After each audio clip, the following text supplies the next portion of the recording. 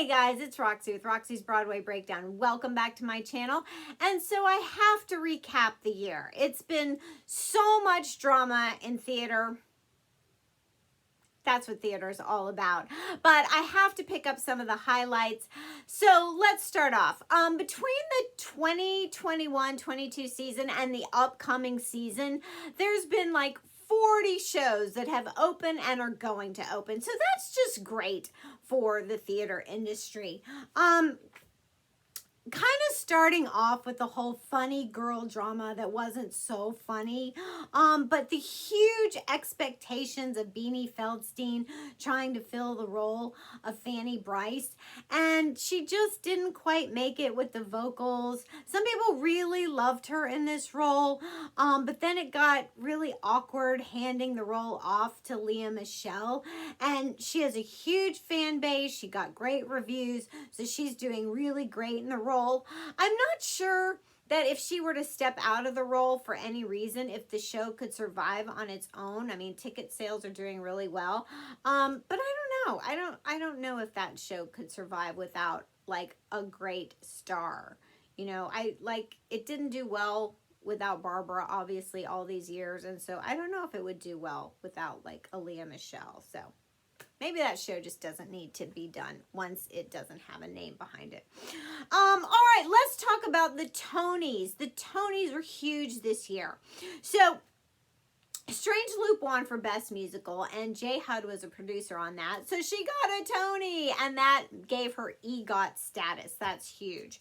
L. Morgan Lee got Best Actress for a Musical, and that made her the first transgender to ever win a Tony.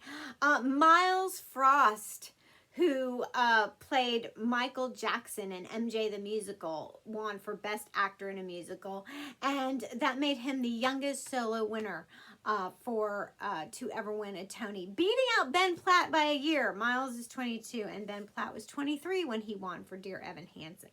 Kalua Kalango's performance for Let It Burn from Paradise Square brought down the house, only to have Paradise Square close a few weeks later due to producer malfeasance. Check out my video on that. It's really interesting. And then we had the pairing of Sutton Foster and Hugh Jackman in a very sentimental revival of The Music Man. A Museum of Broadway finally opened up. I can't believe we've never had one of this, with like all kind of Broadway memorabilia and the history of Broadway. So I can't wait to check out that. It's the 25th anniversary of Lion King. Yes, Lion King, 25 years on Broadway. Phantom, after 30 years on Broadway, longest running musical, announced it was closing and then said, sorry, not sorry.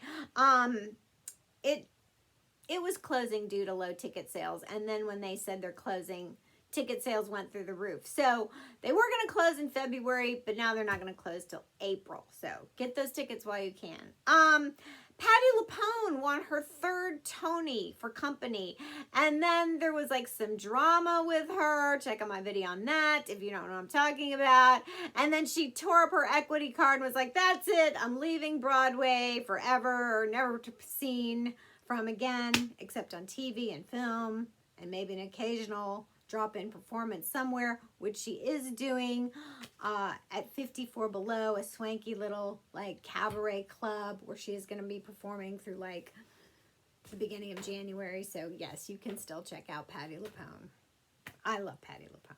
All right, there was a lot of Sondheim revivals. Company, Into the Woods, Merrily We Roll Along, which is off Broadway, moving to Broadway this coming season. And Sweeney Todd is coming. Huge revival of Sweeney Todd with Josh Groban and Annalee Ashford. I hope they do that right. A couple of theaters were renamed to honor Black performers. The Court is renamed to James Earl Jones, and the Atkinson to Lena Horne. We're getting a lot of like West End and Broadway flips.